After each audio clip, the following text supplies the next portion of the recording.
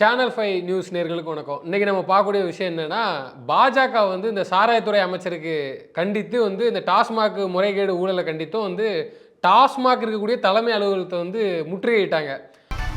இது கொடுங்க, ஏதோ 10 ரூபா எக்ஸ்ட்ரா 10 ரூபா கேளுங்க. நீங்க 40 ரூபா என்னது வேணுமா வேண்டாவா? அதுதான் வேணும். எவ்வளவுக்கு ரேட்டு? 240. இதுக்கு எவ்வளவு? இதுக்கு 240. அப்ப பில்லு கொடுங்க.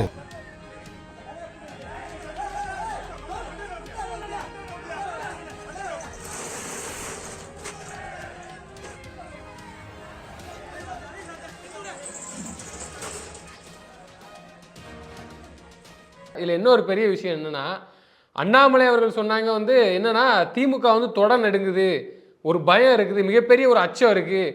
ஒரு பக்கம் டாஸ்மாக், இன்னொரு பக்கம் வந்து இந்த மின்சார இபி செக்டாரு, இன்னொரு பக்கம் வந்து இந்த கனிம வள கொள்ளை, மொத்தமும் வந்து திமுக மேலே விடிஞ்சிருக்கு. அதையும் வந்து தொடர்ந்து வந்து விடாமல் எதிர்க்கட்சியாக செயல்படக்கூடிய திரு அண்ணாமலை அவர்கள் தான் கேள்வி கேட்டு அதை வந்து ஒரு விஷயத்துக்கும் வந்து அவ்வப்போது வந்து தக்க பதிலடி கொடுத்துட்டு, இப்படி தான் பண்ணுவேன், நான் இப்படி தான் இருப்பேன், இப்படி தான் செய்வேன், உங்களால் முடிஞ்சதை பண்ணிக்கங்க. அதாவது எப்படின்னா, நாளைக்கு போராட்டம் அறிவிக்க போகிறேன், நாளா கழிச்சு போராட்டம் அறிவிக்க போகிறேன்னு சொல்லிட்டு முன்கூடியே சொல்லிட்டு வந்து பாஜக ஒவ்வொரு விஷயத்தையும் வந்து கையில் எடுத்தாங்க. மித்த கட்சிகள் மாதிரி இல்லை. ஆனால் இவங்க என்ன பண்ணாங்கன்னா, காவல்துறையை வச்சு வழக்கமாக என்ன ஏன்னா அவங்களுக்கு வந்து ஒரு ஹைப்பு தான் எதிர்பார்க்குறாங்க. ஒரு பக்கம் அண்ணாமலை செய்கிற வேலையை பார்த்துட்டு மக்கள் மத்தியில் ஏதாவது ஒன்று தெரிஞ்சிடக்கூடாது, இல்லை இந்த மாதிரி போராடுறாங்க, அப்போ அரசு தரப்பில் எவ்வளோ பெரிய குற்றம் இருக்கா எதுவுமே தெரிஞ்சிடக்கூடாது, மீடியாவில் வந்து வந்துடக்கூடாது. அந்த மாதிரி வேலையில திமுக செய்யறதுக்கு வந்து வழக்கமாக எப்பவும் போல காவல்துறை வச்சு செஞ்சாங்க. அண்ணன் திருமாவளவன் அவர்கள் வந்து பத்திரிகையாளர் சந்திப்பில் பத்திரிகையாளர் கேட்ட கேள்விக்கு என்ன சொல்றாருன்னா, பாஜக வந்து இந்த டாஸ்மாக் முறைகேட்டு ஊழல் குறித்து வந்து போராட்டம் பண்றாங்களே அப்படின்னு கேட்டதுக்கு அவர் என்ன சொல்றாரு, போராட்டம் பண்ணுற நாங்கள் வரவேற்கிறோம், ஆனாலும் அதில் வந்து அரசியல் காழ்ப்புணர்ச்சி இருக்கக்கூடாது. அவர் சொல்லிட்டு அடுத்த வார்த்தை இப்படி போடுறாரு. இதுக்கு அவர் சொல்லாமே இருக்கலாமே. ஆக்சுவலி சொல்ல போனால் அவர் தான் வந்து இங்கே வந்து போராடிடும். ஆனால் இவர் சொல்கிற பதிலை பார்த்தீங்கன்னா, நான் வந்து போராட்டத்துக்கு வந்து ஆதரவு தெரிவிக்கிறேன், அதே நேரத்தில் வந்து இதில் வந்து அரசியல் காழ்ப்புணர்ச்சி இல்லாமல் இருக்கணும் அப்படின்னு சொல்கிறாங்க. இப்போ அண்ணன் திருமாவளவன் அவர்களுக்கு கேட்கக்கூடிய கேள்வி என்னன்னா, உண்மையிலேயே செந்தில் பாலாஜி வந்து உத்தமர் தானா, இல்லை அவர் மேலே எந்த ஒரு ஊழல் புகாரும் முறைகேடு இல்லையா? ஆனால் திருமாவளவன் அவர்கள் வந்து இந்த கேட்ட கேள்விக்கு வந்து அவர் இப்படியான ஒரு பதிலை சொல்கிறாரு.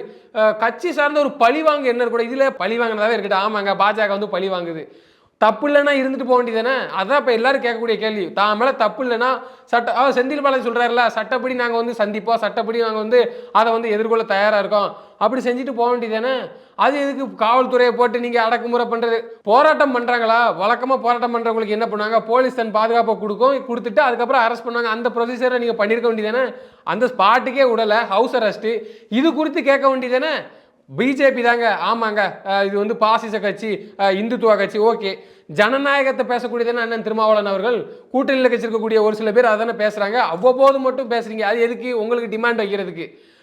திமுகவை நாங்கள் வந்து எனக்கே சொல்ல வேண்டியது எதுக்குன்னா, ஒரு திமுக வந்து ரெண்டாக பிடிச்சி இழுத்து வைக்கும்ல, திருமாவளவன் அவர்கள் எங்கள் கூட தான் இருக்கிறார்கள், இப்போ வரைக்கும் திருமாவளவன் அவர்கள் எங்கள் கூட தான் இருக்கிறார்கள். அப்போ மட்டும் இவங்க ஏதாவது வந்து கொஞ்சம் ஃபோர்ஸாக பேச வேண்டியது, மது ஒழிப்பு மாநாடை நடத்த வேண்டியது, அடுத்து அண்ணா அறிவாலயத்திலே போய் இருந்துக்கிட்டு அண்ணா அறிவாலய வாசலில் வந்து ஒரு அறிக்கை விட வேண்டியது, அவங்களை முட்டு கொடுக்குற மாதிரி வேலை, எல்லா வேலையும் பண்ணுறாங்க, ஓகே.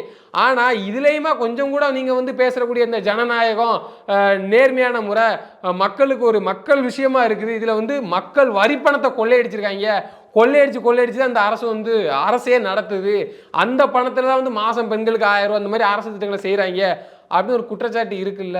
நியாயமான குற்றச்சாட்டா இல்லையா? திமுகவிலே இருந்துக்கிட்டு பல துன்பங்களை அனுபவிக்கிறதா அண்ணன் திருமாவளவன் அவர்கள். இதை நான் சொல்லலை, அவரே குமுறி இருக்காரு.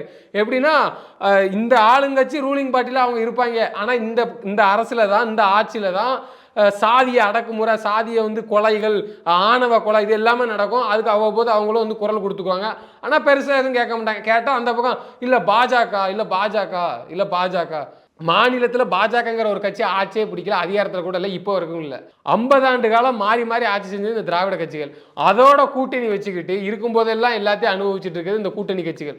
அண்ணன் திருமாவளவன் இருக்கிறார்கள் என்றால் அவர் சமுதாயத்துக்கு மக்களுக்கு நல்ல செய்வேன், இல்லை அந்த மக்களுக்கு ஒரு அங்கீகாரம், ஏதோ ஸ்ட்ராட்டஜி உத்தி, தேர்தல் உத்திலாம் சொல்கிறாங்க, பேசுகிறாங்க, வரவேற்கிற நல்லதுதான். நாளைக்கு நீங்கள் திமுக இருக்கிற, நாளைக்கு எந்த கட்சிக்கு போனாலும் ஓகே, அதை பற்றி பிரச்சனை இல்லை.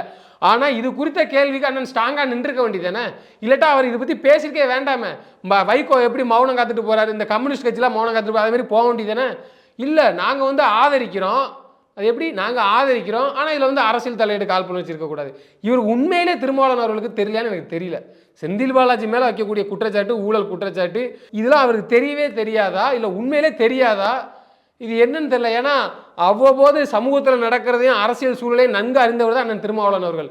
அப்பயும் இது போன்ற அங்கொன்று இங்கொன்றுமா பேசணும், இது குறித்த கேள்விக்கு பதில் சொல்லணுங்கிற ஒரு பெரிய கேள்விக்குறி இருக்கு. இப்போ இன்னொன்று என்னன்னா, அந்த போராட்டத்தை வந்து இவங்க நினைச்ச மாதிரி வந்து மிகவும் வெற்றிகரமாக நடத்தி முடிச்சுட்டாங்களான்னு சொல்லணும். ஏன்னா இவ்வளோ கூட்டத்தை வந்து எதிர்பார்க்கல. திமுக வந்து என்ன பண்ணிட்டாங்கன்னா, வழக்கமாக போராட்டம் பண்ணது இந்த கோஷம் போட ஒரு திமுககாரங்க ஒரு 4 பேரை வெட்டி விடுவாங்க. திமுக கொடியை வச்சுக்கிட்டு தமிழிசை கைது செய்ய, அண்ணாமலை கைது செய்ய. இந்த ரவுண்டு வந்து வரல. ஒவ்வொரு மாவட்டத்திலையும் ஆங்காங்கே போராட்டம் நடத்திருக்கிறாங்க. அதுதான் இவங்களுடைய முதல் கட்ட ஒரு சக்ஸஸாகவும் பேசப்படுகிறது. என்ன ஒன்றுனா, தன்னிச்சையாகவே செயல்பட்டு இந்த சாராயத்துறை அமைச்சர் செந்தில் பாலாஜிக்கு எதிராக ரோட்டுக்கு வரைக்கும் வந்து நின்று கைது செஞ்சாலும் பரவாயில்ல அப்படின்னு சொல்லி பெண்களும் ஆண்களும் வந்து தன்னிச்சையாக வந்து நின்றுருக்காங்க. இதான் ஒரு உண்மையும் கூட. உண்மையிலே சொல்லணும்னா, எதிர்க்கட்சியாக இருக்கக்கூடிய அதிமுக எடுத்துக்கிடுங்க, 64 சீட்டு வச்சிருக்கிறாங்க. அவங்களுக்கு இருக்க அவங்க பிரச்சனையே அவங்களால தீர்க்க முடியல. புதுசாக கட்சி ஆரம்பிச்சவங்களை எடுத்துக்கிடுங்க, திமுக கூட்டணியில் சொல்லவே வேண்டாம், அவங்க எப்பவும் வந்து பேச மாட்டாங்க, ஆளுங்கட்சிக்கு முட்டு தான் கொடுப்பாங்க. ஓகே, அவங்களுக்கு தூர தள்ளுங்க. புதுசாக கட்சி ஆரம்பிச்சவங்களா இருக்கட்டும், இல்லை பிற கட்சிகளாக எதிர்க்கட்சியாக இருக்கக்கூடியவங்களா இருக்கட்டும், யாருமே இது குறித்து வந்து பேசலை, பெருசாக பேசலை. ஆனால் நின்று இப்போ வரைக்கும் களம் ஆடுறது வந்து அண்ணாமலை அவர்கள் வந்து இந்த சாராயத்துறையை வந்து விட்டுறக்கூடாது, இதை பிடிச்சா இதில் இருக்கிறத வந்து உண்மையிலே வெளியில் வரணும். இதில் மிகப்பெரிய ஒரு கூத்து என்னென்னா, அம்பலமாக இருக்குது என்னென்னா, போன பார்லிமெண்ட் எலெக்ஷனுக்கு முழுக்க முழுக்க செந்தில் பாலாஜி ஆட்டையை போட்டு கொடுத்த அந்த சாராய ஊழலில் தான் வந்து நடந்திருக்குன்னு திரு அண்ணாமலை அவர்கள் வந்து வெளிப்படையாக ஒரு ஆதாரத்தன்மையோடு தான் வந்து பேசியிருக்கிறாங்க.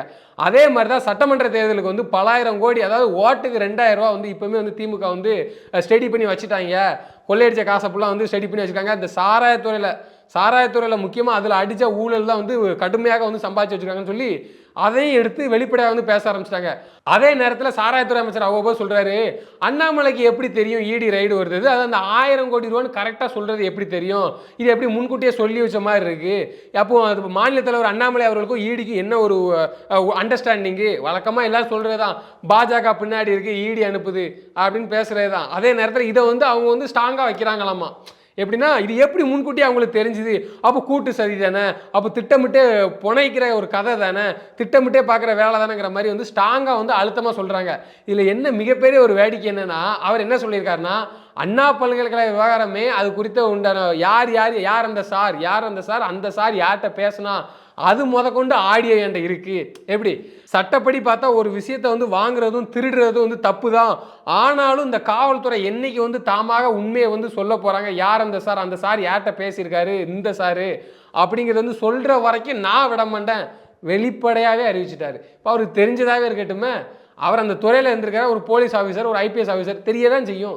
அரசியல்வாதிக்கு எப்படி கொள்ளையடிக்கிறதுக்கு பார்ட்னர் போட்டு கொள்ளையடிக்கிறாங்க, மூத்த அமைச்சர்னா இதில் ஒரு அந்த இலக்கால கொள்ளையடிச்சேன், அது மட்டும் எப்படி உங்களுக்கு தெரியுது, கூட்டா சதி செய்யறது மட்டும் எப்படி தெரியுது, அது எப்படி விஞ்ஞான ரீதியான ஊழல் அடிக்கிறது மட்டும் உங்களுக்கு எப்படி தெரியுது, முன்கூட்டியே எப்படி தெரியுது, இல்லை இப்படி வடிவமைச்சா இப்படி திட்டமிட்டா இதில் இவ்வளோ ரூபா அடிச்சுட்டு போயிடலாங்கிறது மட்டும் எப்படி தெரியுது, அது ஒரு பெரிய கேள்விக்குறி.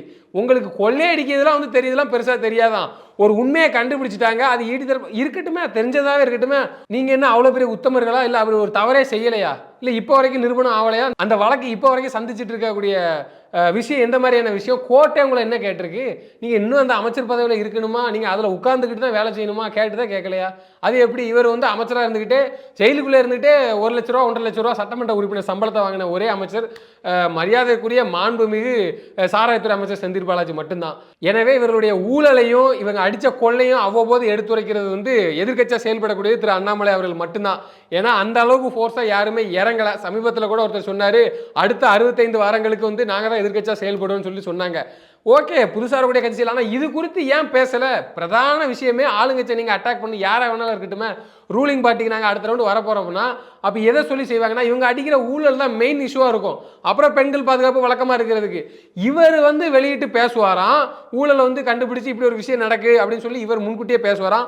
அதை பார்த்துக்கிட்டு இவங்க அறிக்கை கொடுக்குறதுலாம் எந்த மாதிரியான ஒரு விஷயம், அது ஒரு பெரிய கேள்விக்குறி. இல்லை அப்படி செய்கிறாங்கனாலும் அது ஒரு தலைவருங்கிற ஒரு கட்சிக்கு ஒரு மக்கள் மத்தியில் வந்து ஒரு எதிர்பார்க்கக்கூடிய ஒரு விஷயமா அமையுமா அப்படிங்கிறது ஒரு பெரிய கேள்விக்குறி. எடப்பாடி அவர்கள் வந்து பேச மாட்டார், ஏன்னா அவருக்கு என்ன அழுத்தமோ. ஆனால் அண்ணாமலை அவர்கள் பேசுகிறாங்க, அதை பார்த்துக்கிட்டு பல பேர் சொல்கிறாங்க, ஆமாம் இதில் ஊழல் நடந்திருக்கு, 1000 கோடி இது பண்ணிட்டாங்க வச்சுட்டாங்க. அப்போ உங்களுக்கு தெரியாதா இப்படி ஒரு விஷயம் நடக்குன்னே தெரியாதா? பாட்டிலுக்கு 10-30 வாங்க தெரியாதா? இந்த சாராயத்தில் அடித்த மிகப்பெரிய ஊழல் அடித்து அந்த குடும்பம் மட்டுமே வாழுன்னு சொல்லி ஒரு மிகப்பெரிய ஒரு குற்றச்சாட்டு ஒன்று இருக்குது. அப்படி நடக்கிறதே தெரியாதா, இல்லை உண்மையிலேயே சாராயத்துறைங்கிறது வந்து ஒரு புனிதமான துறையா, அந்த துறையில் நல்லபடியாக நேர்மையாக தான் வந்து இவங்க வந்து செஞ்சிட்டு இருக்காங்களா அப்படிங்கிறது ஒரு பெரிய கேள்விக்குறியாக இருக்குது. தொடர்ந்து திமுகவுடைய திருட்டு புத்தியை வந்து தோலுறுத்தி காமிச்சிட்டு இருக்காங்கிறது தான் ஒரு உண்மையும் கூட. நன்றி, வணக்கம்.